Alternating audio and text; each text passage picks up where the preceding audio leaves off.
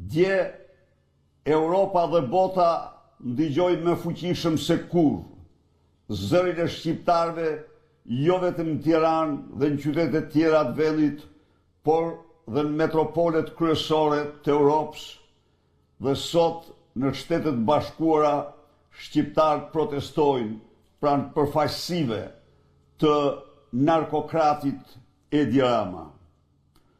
Unë gjithashtu duhet dënoj me forcën më të madhe krahasimin që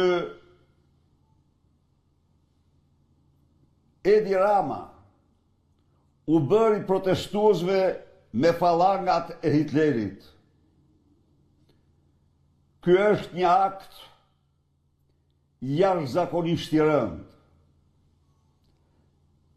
Dje në përçartjet e tij, ai u rrek të krahasoj të pavdekshmin luftëtarin e lirisë Mithat Frashëri me Adolf Hitlerin, barbarin e kohrave.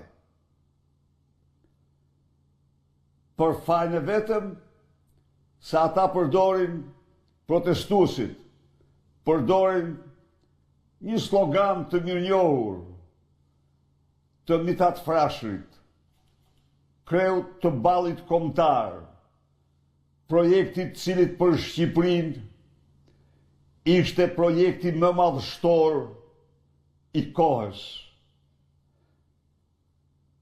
Të krahasosh sloganin e Mithat Frashërit Shqipëria shqiptarëve me sloganin e Adolf Hitlerit se ky vend është vetëm i juaj, me të cilin ai organizoi Holokaustin, krimin e njerëzimit më të shëmtuar të kohrave, do të thotë t'jesh i çmendur, do të thotë ke humbur çdo sens nga realiteti yt. Çfarë zbuloi dje takimi në Zvërnec? Të dashur miq, zbuloi se Zvërneci po hetohej për një viti. Nga kush po hetohej? Nga ai organ i cili ka 2 vepra penale në hetim: korrupsion e lartë dhe krimin e organizuar. Pra, në një dosje ku prokuria shqiptare kishte nisur hetimet për krim të organizuar ose korrupsion në nivelet më të larta, ky zotëria e tij ipte lejen e zhvillimit për kompaninë, duke shpresuar se autoriteti i zotit Kushner dhe vajzës do të mjaftonin për të mbyllur çdo dosje.